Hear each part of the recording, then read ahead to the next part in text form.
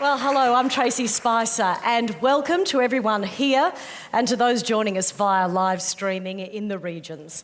The title of this session tonight is Mistakes We've Made and Other Lessons in Feminism. According to the description on the website, we're going to vent cathartically about everything that's gone wrong in our lives. So make yourselves comfortable, we're going to be here for a while. When I contacted these fabulous women last week to inquire about the tone we should set for this discussion, one of them, and I'll leave it to you to guess which one it was, I don't even know what she's going to say yet. I can't believe it. suggested that panels work best when staged over a Jeroboam of Veuve Clicquot. As opposed to my boring suggestion of a cup of tea. That's why we've been swilling champagne out the back. Time will tell if this turns out to be a mistake or a lesson. Joining us tonight, speaking of the devil, is writer, broadcaster, common sense crusader, self-proclaimed bad feminist, and the woman single-handedly ending the wife drought in Australia, Annabel Crabb. Thank you.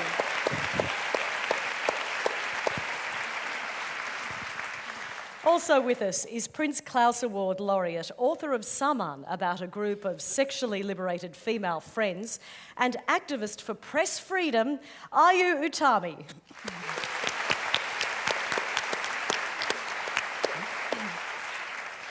Centre stage is former Queensland Premier, now CEO of the YWCA New South Wales, and author of Through the Wall, Reflections on Leadership, Love and Survival, Anna Bligh.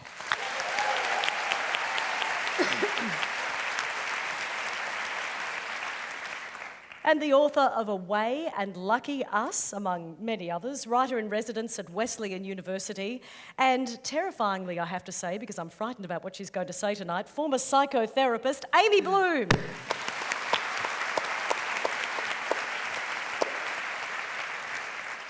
Now, this is supposed to be an evening of feminist do's, don'ts, been there's and done that. So I guess in true Year 12 debating style, we should first properly define the topic.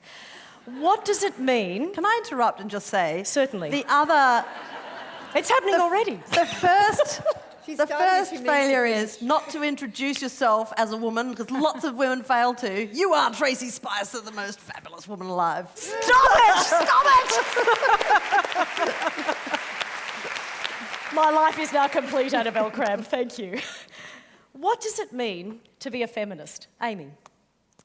Sorry. So It's called a pleased you hospital started pass. with Amy. I'm going to change seats. A friend of mine once said, well, of course I'm a feminist. I use a fork and knife.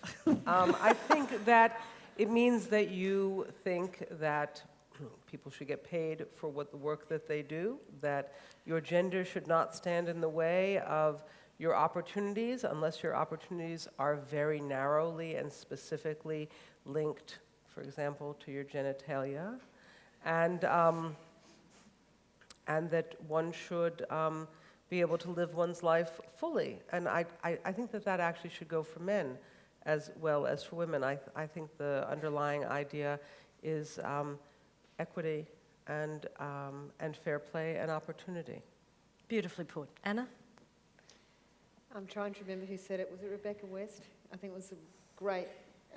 who said something like, I don't really know what being a feminist is, I just know that that's what I get called every time I refuse to be a doormat. Yes. Oh, I love it. I think being a feminist is fundamentally being someone who believes in human rights. You believe that all human beings are created equal regardless of what shape they come in. And, I've never seen it as a big deal. And I've actually been surprised in a lot of times in my life what a big deal it still seems to be. Yeah. Ayu, the definition will be similar, I imagine, but you're fighting on a very different front in Indonesia, aren't you? Yeah, I grew up, didn't know anything about feminism, so I have to grab up myself. What is the problem? But I think I realized later that being a feminist later, I know the name, is trying to always open the chance for a better life for women. And women has to be understood as part of human being, so it can open up with to a struggle to the other genders. Annabel? Well, I'm just pleased that you're asking what is a feminist and not, what isn't a feminist. And sometimes, I think it can get frustrating when the what is feminism slips into, well, what is it? Where you're kind of building this kind of gated community and checking people at the door to make sure they're wearing the right shoes, which is obviously what you do at Cannes and not, in feminism. But the only time at which this debate kind of disappoints me is when we start getting into rousing on people and, you don't qualify as a feminist. Because in my book, I reckon that feminism is about freedom and the fight for feminist principles, back when it all started and the stakes were incredibly high, they still are, but the pursuit was of a freedom, I think, of choice for women. And I think if we start composing rules about how people use that freedom, then we defeat the original purpose. Can I ask a follow-up question on that issue of choice? Because a lot of this, some call it the third, some call it the fourth wave of feminism, is about women having choices. And a lot of these choices, a lot of old-fashioned feminists, and I'm a bit of an old-fashioned feminist, think, well, hang on, that's not a good choice. So, your book, The Wife Drought, is absolutely fantastic. But what about those women who say, well, I choose to stay at home with my children, I find that really joyful, and I don't want to go to work. That's my choice as a feminist. Well, that's fine. I have no problem with that whatsoever. And I think if you are... And look, with feminism, it's hard because there are so many women that have skin in the game. And one of the most fascinating things I find about talking to feminists, particularly older feminists who have, suffered extraordinary consequences for the risks that they have taken to achieve a better life for women who are younger than them. I look at them and I wonder how they can live with the reality of how some of their descendants, I suppose, have used those choices. And I think that the wisest among them develop the strength of character to recognise that freedom is freedom. You cannot dictate the way people who are the beneficiaries of your efforts pay you back for those efforts, because that is a new and subtle form of domination. It's not easy, right? But I think you have to keep remembering that people are individuals, even if you identify, as feminism does, with a whole group of people who just happen to have matching genitalia, in most cases.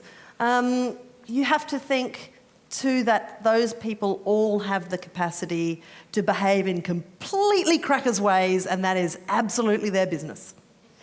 Because there was a time when they could only behave in one way. Right. And that's in fact what, freedom is freedom and choice is choice. And choice is about crackers, if that's what you want to do. But it is a very hard thing. Yeah, really hard. Well, you were quoted yesterday at the Sydney Writers' Festival saying you thought that these battles were won when you were fighting for feminism decades ago. Is it frustrating? Yeah. The context of that comment, I was on this stage yesterday and said, I started really working around women's rights and issues for women in the late 1970s, early 1980s. And, I was part of a whole group of Australian women who really, really thought it was such an exciting time where, Germaine Greer had published her book and there was lots of activity, lots of public debate, lots of arguments in people's houses and lots of debate in the workplace. And I really thought, we're going to have this fixed by about 1989. This is, by the job time well done. By the time I'm 30, it's all going to be over. And, kind of 30 years on, it's just a good lesson in how long social change takes.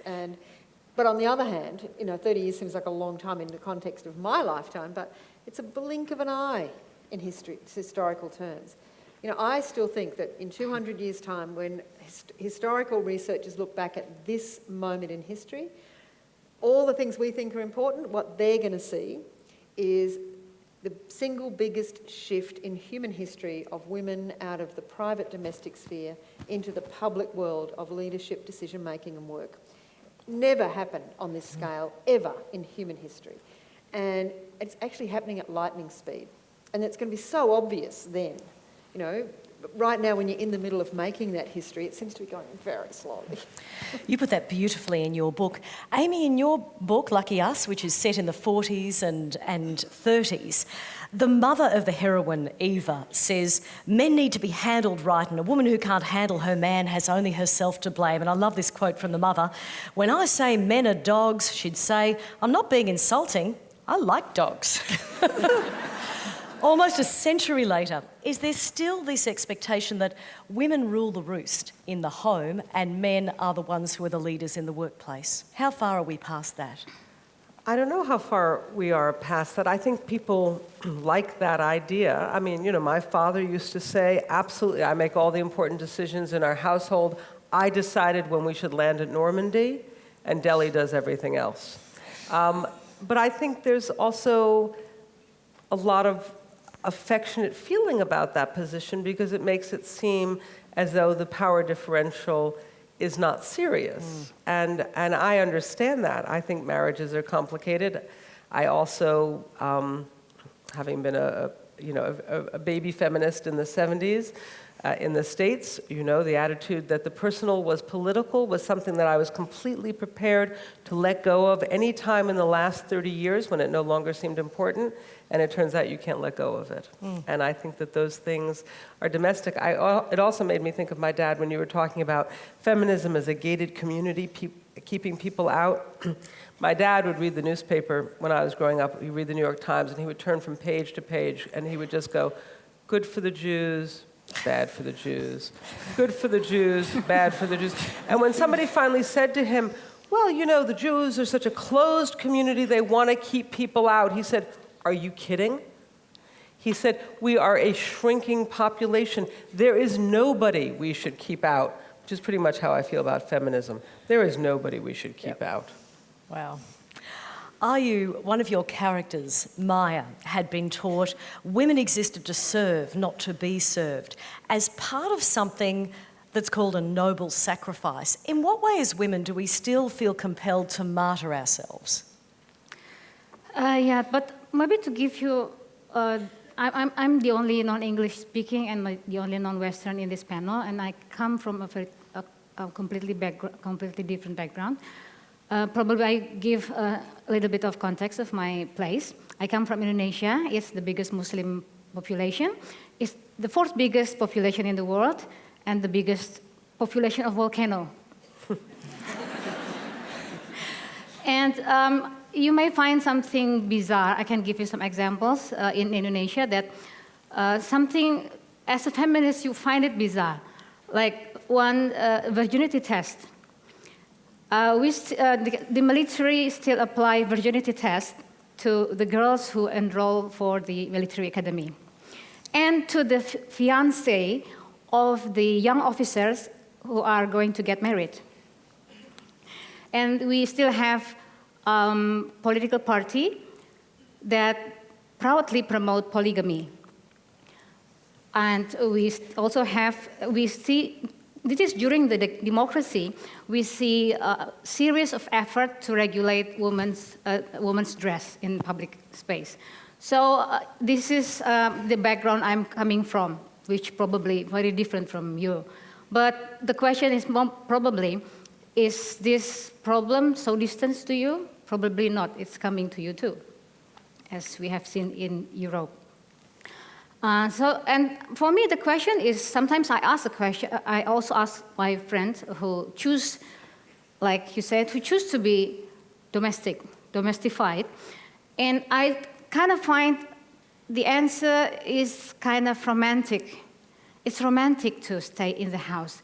The job of the man is to generate money, and the duty of the woman is to spend money.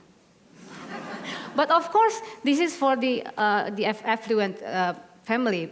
They don't see the unfortunate people. So yeah, I think you've gone through the difficult question and reached a sophisticated level, but sometimes you have to face the basic question again. And I think one of the basic questions is that, what about women feeling romantic or erotic in a relation in which she is dominated by the man? Why? How about when he chooses for that? You're right, we're at very different stages on the spectrum, but it still is the same spectrum. That reminds me of something you wrote in your book, Annabel, about, very high-powered women doing even more of the housework because they feel guilty and they feel like they're somehow compensating for being leaders within their industry. Can you extrapolate on that? Well, look, when I was writing my book, I was relying on the research of all these fantastic experts in the field, particularly of domestic labour division. And there's a woman called Janine Baxter, who is one of the great authorities in Australia, analysing the historical time use diaries, which is where people fill out minute by minute how they use their time at home. It's kind of the only record we have of who does housework in this country. The only way you can find out, because we don't use any other kind of certifiable means like paying people for housework. You just have to rely on people filling out diaries for the ABS.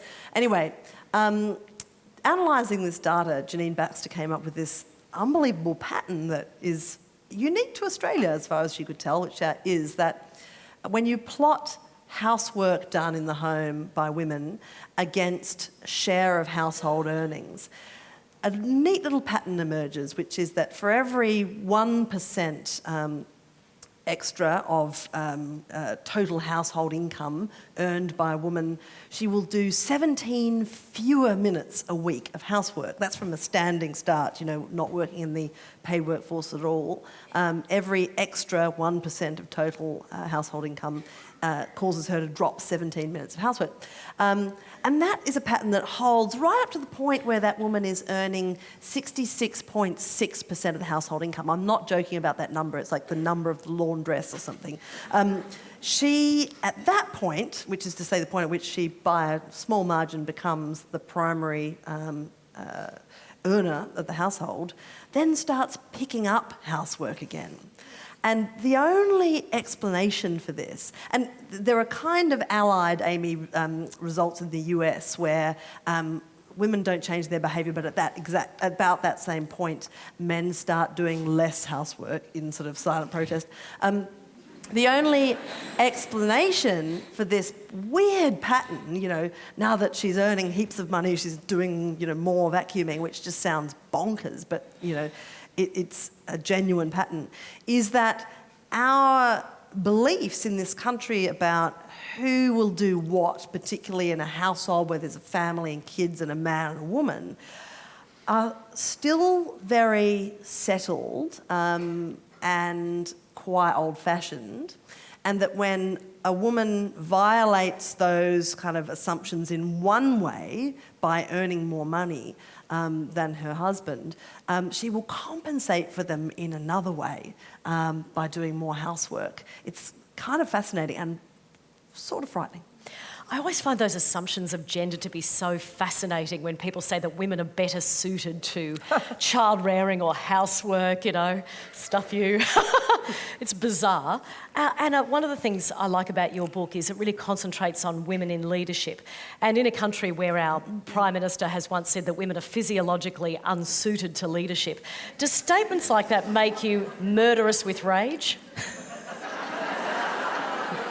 A simple yes or no will suffice.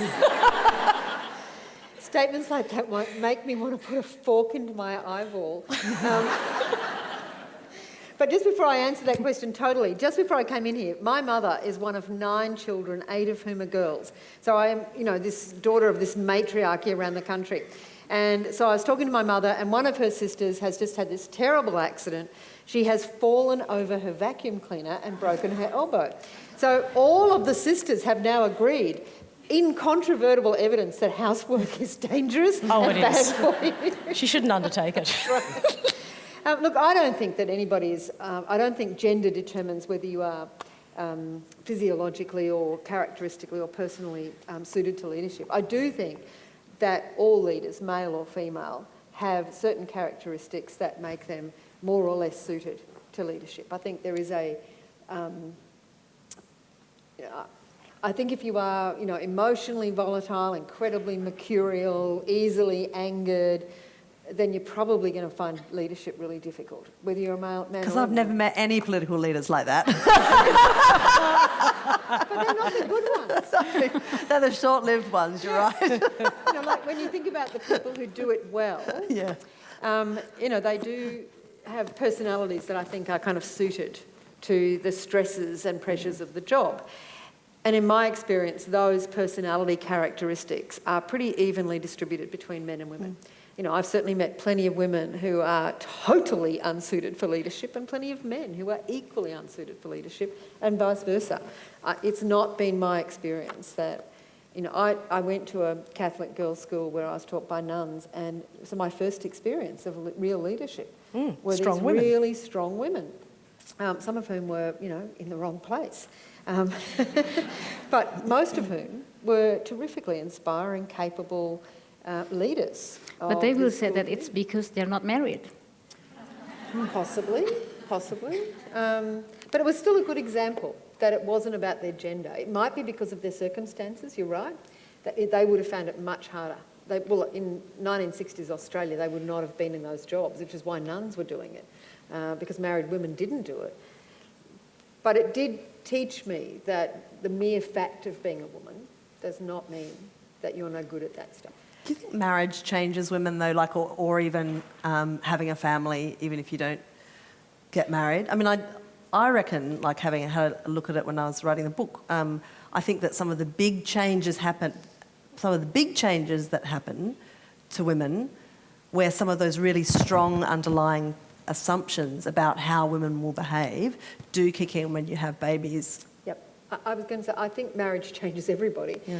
You know, it's an agreement to share your life, and once you decide to share things, then you have to compromise, and sometimes it's your turn, sometimes it's someone else's turn, and that does make it more complicated than if you don't make that agreement and you just decide, I'm going to live my life and you know, realise whatever potential I have on my own. And yet often the compromises that are made by the woman, not by the man. Yeah, but not all the time. I do just think that marriage, you know, is a decision to share. And some of us do it better than others, some of it totally fails, but that's fundamentally what it is. But I absolutely agree. It's when you become pregnant and you become a mother.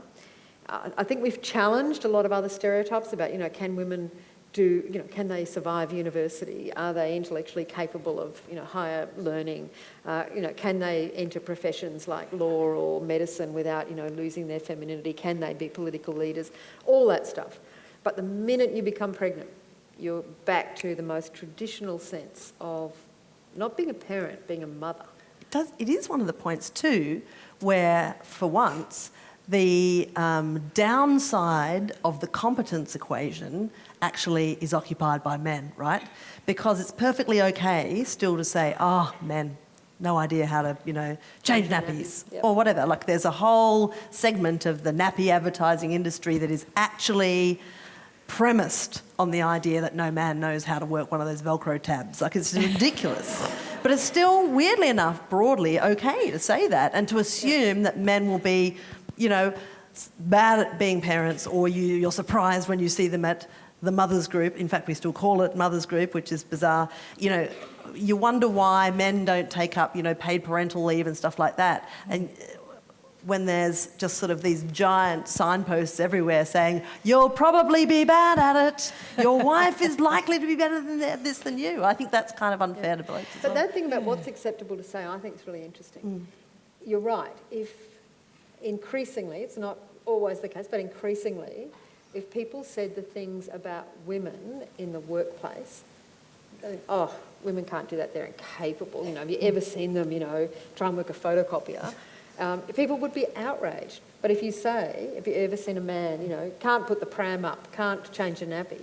I mean, you know, I know thousands of men who are perfectly capable of that, but you can still say it.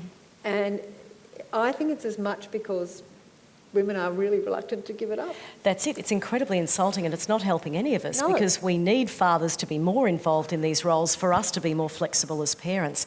Amy, can I bring you in here just to broaden this out a little bit? We're talking about, you know, stereotypes and how damaging they are. You're a bisexual woman. You've written a lot about transgender issues. How damaging are stereotypes that put us all into these boxes? And how hard is it for a woman to live outside that kind of box, even in modern society? I think most women live outside whatever the box is. It's just that not everybody talks about it. I mean, people don't announce the intricacies of their marriage or their relationships with their children, which is perfectly understandable. But I think I also have to go back a little bit to the idea that mostly all those remarks about how adorable it is that men can't set up prams are set up because women don't want to give up that little sliver of power. I think the other reason that there is so much room for those remarks about how adorable it is that men can't put up prams is because no one gives a shit about the ability to put up a pram, you know? Yep, I'll pay that. It's not valued. It's not particularly valued, so absolutely, ladies, you are fantastic at it. Really, it's great. Go Since do we're that. not paying for this skill, Yeah, go do that some more. you're ace at it. But I think, the label stuff, it seems to me there is a bouquet of sort of human nature. And, just like you look at those studies of housekeeping and you discover certain things, you discover when you look at human nature, there's a wide range. And they don't seem to mostly come in pink and blue carnations. They seem to be sort of variegated. And I think the reason to want to narrow that down is because, first of all, it's more efficient, and it's clearer, and it means you don't have to wonder. It's like our impulse. I wrote an essay a long time ago on people who were, it was actually called Hermaphrodites with Attitude. And it was in the States, and there was a terrific organization called the Intersex Society of North America. And one of the things that they talked about was what happens when babies are born, and it's a little unclear, often a lot unclear, about what their anatomical gender is. It's a little hard to discern. And the solution in the United States, and also I believe in Australia, courtesy of Dr. John Money, who I think was from New Zealand and did a lot of work on gender, was that you would make a surgical decision right away, because the idea was that it was unbearable to the parents not to know from the moment of birth what gender their baby was. Oh, how fascinating. And so what the decision was made medically, that you had to make this decision right away.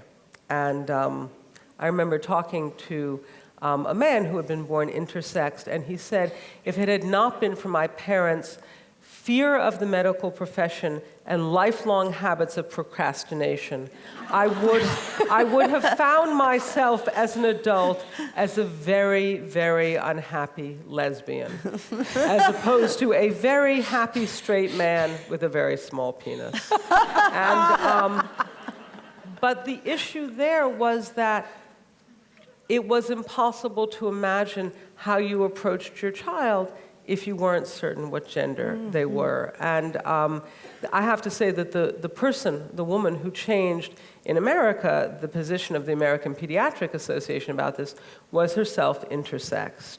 And when you talk about how change happens, spent 10 years, as she would say, being the weirdo with the picket sign outside the American Medical Association meetings, and after about 10 years of that, became the keynote speaker. And the American Medical Association changed their policy on surgery. I think you make such a good point about change. Change always comes about because of personal association. When you bang up against an issue, a friend that you love or a relative is affected by it, that's when you get your deepest understanding, right? And then 10 minutes later, it seems totally obvious. And I think that, that is one of the things that frustrates me about the division of responsibility, at work and home and so on, is that I think women get close to those issues of childbirth and child rearing and so on because the assumption is that they'll do it and they end up doing it and then they have time with kids and then they know how to do it and on they go. I think that the barriers that are there for men between themselves and that process, and it starts because the act of having a child doesn't require them to leave their job. And in fact, in Australia, fathers of newborn babies work on average 4 hours more a week after they have a baby than they did beforehand.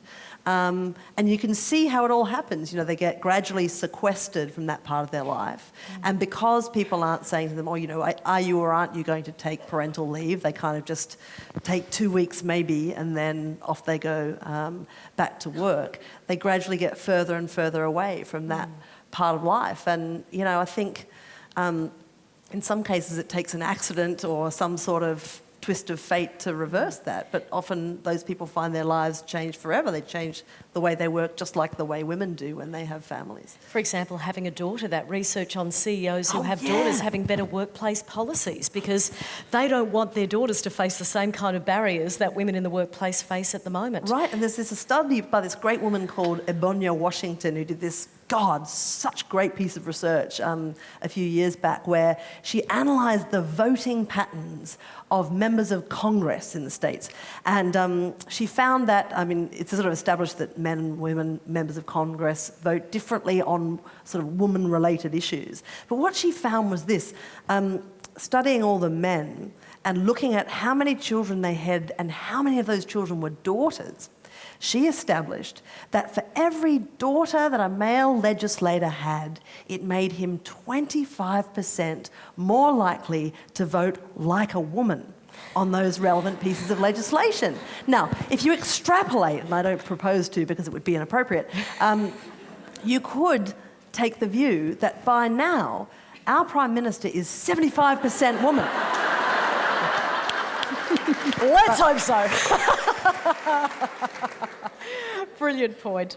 Ayu, can I bring this to Indonesia for a second? I really enjoyed your piece comparing Adam and Eve with Rama and Sita. Now, Sita is held up as the ideal daughter, the ideal wife, the ideal mother in Indonesia, yet in the tale, she is burned to death.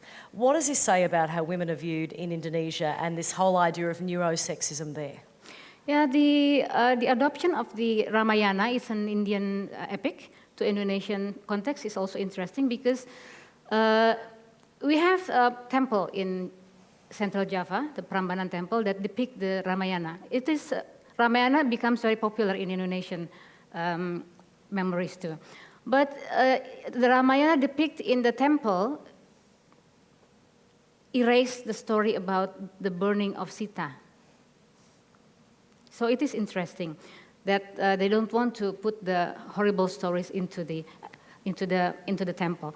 Probably, if you don't know the story, it's about Rama and Sita, and Sita was kidnapped by Rama's enemy, and then for 14 years, and then to prove that she is still pure, in the story, she has to be burned alive. Which is, and still the story of Rama and Sita becomes an ideal love story. I think still in India, in Southeast Asia, and also in Indonesia. But again, I can see that sometimes Indonesians erase the part of the story that is probably horrible for them. So, but later in the modern interpretation, it is enacted again. But there are different versions what it ends. I think some of the Indian version ends with Sita disappeared, and in the Indonesian version, Sita survived the fire. But yeah, here you see the dynamics and also the sadness and the beauty. And for me, the important, again, for me, the basic question is because sometimes beauty will prevail and you forget about justice. Yeah? Romantic and beauty can make you forget about justice. That's so well put. I would say I think you're an incredibly brave woman fighting for press freedom in Indonesia, but also writing Saman in 1998, you know, a sexually explicit book about women and their sexuality. What was the response? Did you have any kind of threats, any backlash? Well, I was a bit clever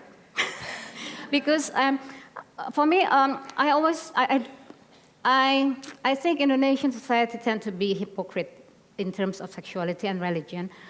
So I want to show that religion can also be perverted easily. Anywhere there is power, you can pervert it easily. So I know, but I know that the Indonesian majority Muslim, I'm not a Muslim, so I'm using the Catholic text, the Christian text, to show that how the perversion came up. So it's okay because I'm using the Christian text. Fair enough. We're going to open it for questions in a couple of minutes, but I just want to touch on something you said before, Anna, about, leaders are leaders dependent upon their personality, not their gender. When you lost the 2012 election, and I know you say in your book, why do people ask about the lost election, not about the won election? How much of that had to do with you being a woman and how much of it didn't, or is it impossible to tell? Look, it's probably impossible to tell. Tracey's alluding, I say in my book, I have people very regularly saying to me, what was it like to lose? Like it's an experience I want to keep reliving by answering their question. So please ask about it. But no one ever says, what was it like to win? Because I did win an election. And I think that's because people actually can imagine what it's like to win. And you can imagine the euphoria, etc. And people are very conscious that when you lose an election, it's a bit like, losing a gold medal at the Olympics or something. It's very public. I mean, everyone knows, everyone's had a failure in their life, everyone's lost something they didn't want to lose. But generally, it's kind of private. It's between you and your friends and your family. And when it's, so public, people kind of think, God, that must be a really hard thing. And I wanted to talk about it in the book because it worries me that it's those sorts of experiences that keep really great people out of politics because they think, it could end there and I don't think I could survive that. And to say, well, actually you do. In a very short period of time, you realise the people that you love and the people who love you all still love you, and you actually do. These things are very survivable. It's just the public nature of them that people kind of resile from. I did think at the time that part of it had to do with, and I still think perhaps the sort of size and nature of the loss had something to do with being a woman. But here we are, just 3 years later, and my home state of Queensland, which is north of here, has just become the first state in Australia not to elect a woman leader for a second time. And there hasn't been much commentary about this. There's been a bit of commentary about the fact that Anastasia, the new Premier, is the first cabinet in the history of Federation to have more women in it than men. I can't wait for that photo call where they're like, where are the guys? Bring them to the front. It's looking awkward. Come on. Where's the token man? Yeah. Or for someone to tell them to wear a coloured suit. Yeah. Stand out. But I think this is actually quite important because, one, it made me think whatever I did right or wrong did not kind of rest heavily on, the electorate did not settle all of that, what they liked or didn't like, on the shoulders of all women. They kind of thought, women are so hopeless at this that I'm never going to put my trust in another one, because 3 years later they did. And when you're in the business of, when you're trying to affect big social change in whatever field, firsts are really important. They really challenge stereotypes. But, I've said often, it's actually the second and the third and the fourth that make the real difference, because they're the ones that take it from novelty to normal. And that's what the new Premier in Queensland is doing. It's the first time in this country that one jurisdiction has voted for a woman the second time. And in a really short period of time, in one electoral cycle. That tells me that, we've got a real chance here of becoming normal. Well, thank you for busting through that wall for the rest of us. We'd like to open it for questions now for everyone here in the theatre and also those watching in the regions via live stream. So if you'd like to ask a question, please put up your hand. I believe the questions are going to come on the screen from the regions, although I haven't seen the questions there yet. So please don't be shy. Which regions are involved? Which regions are involved here? I don't know. Hello, please contact us from the regions so we know you're there. Don't be shy. Yes, thank you. There's a question down there. I think there's a microphone that might be coming to you. There's one down the corner there if you'd like to make your way down. Thank you very much. Thank you for the panel. It's been fantastic. This might seem like a trivial question, but I think it's actually quite important. I work with a lot of young women who are wonderful and talented, and a lot of them would call themselves feminists, but they keep changing their name when they get married. And I can't understand why. Can you tell me why? It drives me nuts too, but I think we're outnumbered here. Who'd like to answer that? Well, that's also my question about Western societies, because like my name is Ayu Utami, but Ayu Utami is not my family name. We don't have family names. The Japanese doesn't have family names. So my sister's names like Karini Nugroho. Nugroho is not family name. So we all have our individual names, but still it doesn't show anything about feminism either or about gender. So comparing it, I mean, you adopt your husband's name or your father's name, and you develop certain stage on gender issues. We don't have family names. We don't adopt the male's name, but still we also don't show that we are an egalitarian society. So I don't know whether names, but it's also a question for me. That's an interesting perspective. Amy? When I got married, the first time, my mother, who was a very nice woman and just an inveterate liar, said to me, oh, honey, you know, right before the wedding, you need to go downtown and change your name. And I said, I'm not going to change my name. She said, no, you have to in New York State. It's the law. I said, that cannot be. And she said, oh, I'm absolutely sure of it. Just go down there and change your name, and then you can check the law afterwards.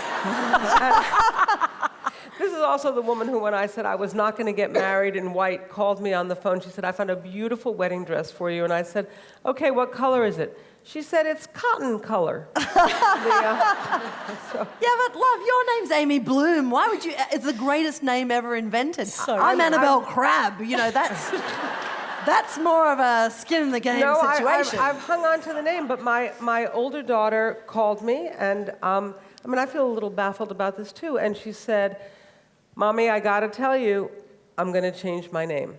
And I said, because I'm her mother, I said, of course, honey. You said, and it's not legal in New York State. That is what I should have said. Oh, I wish you could change your name, but it's not possible. And for her, it was that sense of everybody having the same last name and being part of the group. And I love the perspective that, of course, in some other countries and other cultures, it doesn't even enter into it. Yeah, that's marvellous. Anna? Oh, look, I am quite perplexed by this sort of switch back because most of the women that I knew, whether they saw themselves as feminists or not, I just come from this generation of women where it kind of, you know, everyone stopped changing their name. And then they started amalgamating names to, you know, give their babies surnames. Which was okay for one generation. Yeah. But then you've got like double barrel on double barrel. Double barrel. And I actually think that's actually part of the problem. Yeah. That, you know, these young women kind of saw this generation of women trying to do this, and because we didn't have this, you know, kind of ease with names that that you're talking about in Javanese culture, I think that's actually one of the, you know, kind of problems. You know, you end up with these kind of long names. But I also, look, I don't get too perplexed by it. I think there are some really big, serious questions of unfinished business of gender in this country. And I do think symbols are important, and I'm not saying names are unimportant, but it's not something that I'm spending too much time sweating about. I think, you know, for a lot of those young women, they're going to find some really big hurdles. And, you know, they may well end up regretting their choice, they may not. Yeah. But it goes back to your thing about to choice. the issue of choice. You know, that this is one of those things on which you do actually have a choice. And once women didn't. And this generation of young women are exercising their choice. And it's because they've got a choice. So, you know, good on them. I don't care. That's what you give them a choice for, you know. You know, when you were talking before, I thought, you know, for me, one of the most powerful examples of that was when Hillary Clinton, just after the terrible kind of, you know, public humiliation of her husband's affair while he was in office and, you know, awful for the whole family. And, you know, she was really pilloried for staying with him. And she said, I have fought my whole life to give women the right to choose, and I choose him. And I just thought that's what it's about. It's powerful, It was right? a really powerful thing that a lot of people didn't understand. But that's what the right to choose means. Yeah, can I use that Right as to choose the thing that maybe everyone else doesn't. Yeah, I'm glad you used the Hillary Clinton example because, I can't believe this, but I can believe this, that we're still talking about Julia Gillard. There's a question here from Jess from Bathurst.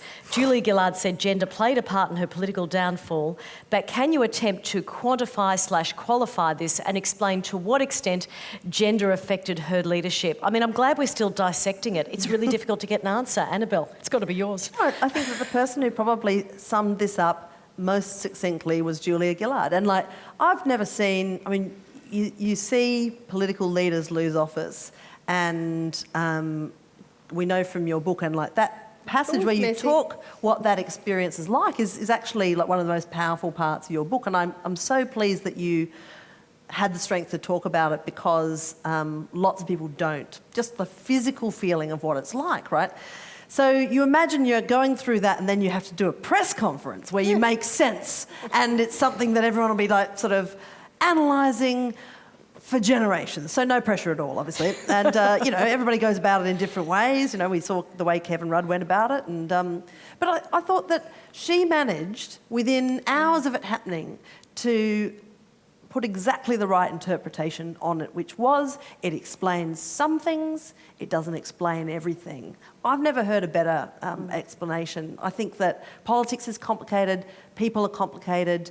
There are aspects of what happened to Julia Gillard that are entirely gender-related, and I hope that her successors, just as happened in your state, Anna, will go on to outlive and outgrow those experiences. I hope we look back sometime in the not-too-distant future at some aspects of what happened to Julia Gillard and think, well, wasn't that a fusty, weird old time, But I don't think it explains everything either.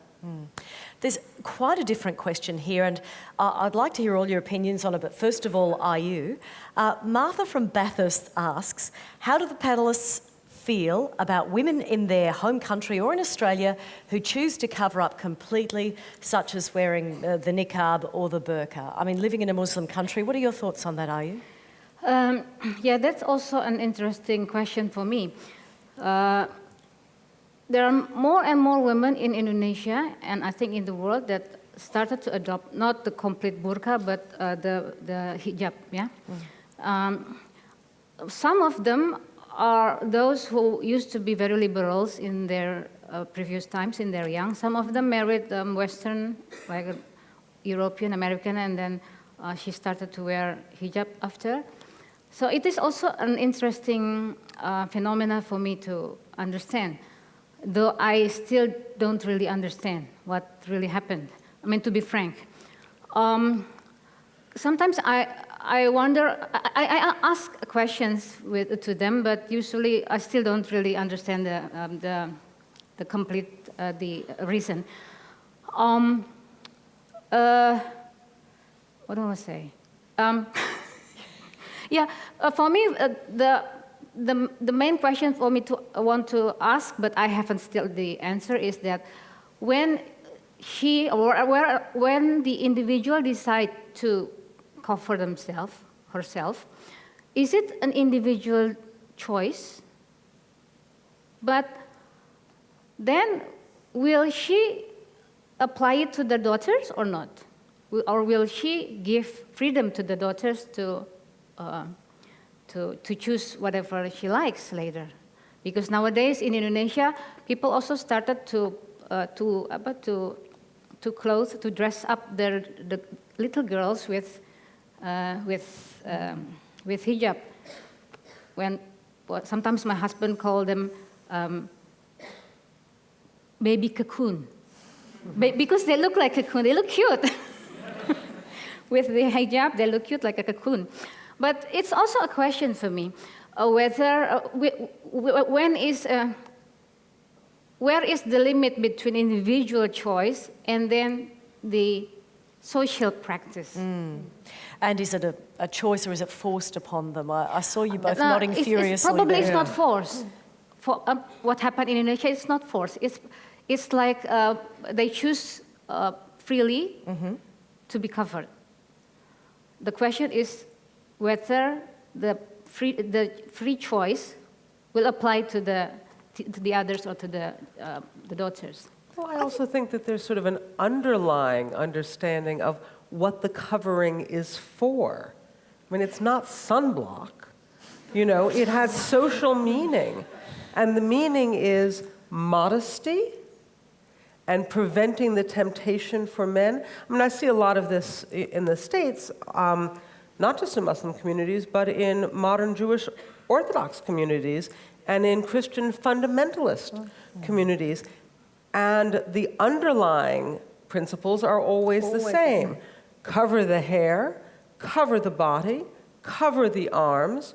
And the ankles. And the ankles, so as not to present inappropriate and undesirable temptation to men, and to present yourself as modest in the world, in the eyes of men and God. And so for me, this is not, I mean, I agree that it is often not a forced choice. It is a choice that the individual makes, but I also think that one is allowed to note what the underlying principle is. You know, when an Orthodox Jewish man on an airplane says to the woman next to him, "You have to move, because I cannot sit that close to a woman to whom I am not married," which, by the way, is actually not true in Jewish law. It's just annoying. Your mother's been at that guy. But no, not actually the case. It seems to me that one is obliged to pay attention to what the underlying issue is, and it is that she should move because he is allowed to make demands on the problem of her presence and the problem of her visibility, and I don't think that one should ignore that. And sometimes it goes, I mean, it's in a deeper level, but in a superficial level, I also ask questions, because sometimes in covering their hair, they use wig. Right. Yeah, sometimes I met my friends and, "You're using wigs." Yeah, because I cannot show my hair. Yes. But it's like you're wearing clothes, it looks like breast. I'm pretty sure that wouldn't fly. But you can get barbecue aprons like that here. That's right. She's from get you one if you Queensland. like. She's here to help.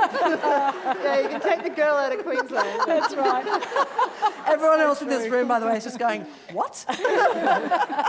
But, you know, one of the things I talk about in my book, it's not that long ago that, you know, I was taught by Catholic nuns, and for the first 7 years of my early education, those nuns wore what could only, you know, something very similar to hijab. You know, full wimples. You couldn't see their hair. You couldn't see their ankles. I mean, this is on the Gold Coast in 36-degree heat. They were wearing black, and they'd have a white wimple that covered their forehead. And I remember I was about 7 or 8 years old when Vatican II meant they could wear dresses that came just above their knee and veils that disclosed the colour of their hair. We were just mesmerised as kids. Like, we didn't know they had hair under there. And the idea, you know, one of them had turned out to have red curly hair. It was like a total revelation. It humanised them. It actually made individuals of them. It made them much more like real women. But they wore that for the same kind of reasons that Amy's talking about. And its theological basis in Catholicism is, you know, not that dissimilar. Basically that, you know, your tempting presence in church and before the eyes of God was offensive. And you had to make it invisible. You had to, you know, remove the visibility of it. And again, the Adam and Eve thing. Eve is the one who's the tempter. That rotten apple. That bloody apple. Annabel? Oh, I just quickly say, I think as a species, we have a really bodgy track record of drawing accurate conclusions about women based on what they're wearing, you know. We've been really bad at it over the years, and I suspect, you know, one of the things that frustrates me about the burqa debate is that it sort of becomes about women, and the women are the ones who are getting their clothing interfered with on the street or being legislated against in some jurisdictions, right? And I think that maybe in the circumstances where a style of dress is the result of a dominant culture, then maybe the best place to start is with the culture and not with the outfit. Yeah. Nicely put, or the woman. We have exactly 3 minutes left. I'm just going to take this question from the screen here. If you could skip forward 50 years, how do you see future feminists defining themselves? 30 seconds each. Go for it. As people. Awesome. Are you? Well, the horizon always expands. So, I mean, the question of this panel is mistake we've made. The feminists didn't make mistakes. It's just the horizon expands all the time. Oh, that is magnificently put. Can I interrupt though? You know how sorry, I'm totally bucking the system now. I'm just going rogue. Go for it, babe. So you know how early we're talking on. Like I'm really interested in how real sort of coal-faced feminists in future generations then see the way their descendants have interpreted the fights that they fought and the gains that they made. You are that person, right? So you have really revolutionised the way women think about their sexuality in Indonesia and so on. What is your hope? Do you feel that women who have been freed by the things that you've written and the fights that you've had, do you want them to remain faithful to your ideas, or do you want them to just do whatever they like? I mean, could you be offended by choices that they make in the future? Well, I'm not God. I don't want people to be my readers to be faithful with me. But shortly, I'm always using my Christian background to criticize patriarchy, and I love it when my readers, who are Muslims or non-Christians, said that, thank you, you've done it to your tradition, now it's time for me to do it with my tradition. It makes me very happy. Anna, future feminists. Look, I hope what they're doing is saying, done and dusted after 50 years. But I just want to say, look, I never got the chance to say the thing I regretted the most, my biggest mistake. And I'm just going to take that moment. It was wearing overalls. Huge mistake. Really big. Why? You looked hot in the overalls. Come on. I've seen the pictures. Worse than that. At one point, I dyed them orange. But I was very young. But it was it was a huge fashion mistake. But I think it was also a mistake because when I was very young, I mistook feminism for denying my femininity. And I think there was that moment in the kind of late 70s about you couldn't be feminine and feminist. And I was so glad I got over that. Hence the lippy tonight. Good job. Amy, biggest mistake or thoughts for future feminists, or both? I hope very much that the question of femininity and feminism don't come up at all. I hope that, people are born into a feminist world, and people identify not as feminists, but as people. And the underlying principle, again, for that is, of course you believe in equity and equality and an integrated society, and it will be so far advanced we don't even have to mention it. Perfect point to wrap up on. I have to apologise profusely for those of you who put your hands up. I'm so sorry. I really wanted to give an opportunity to those who are watching the live stream to ask a question who didn't have the privilege of being here. Thank you so much for coming. Thank you so much to the Sydney Festival for organising 4 such incredible women whose names all start with A. I mean, that is really quite remarkable. So I'm a complete fraud here. Would you please welcome Annabel, Ayu, Anna and Amy?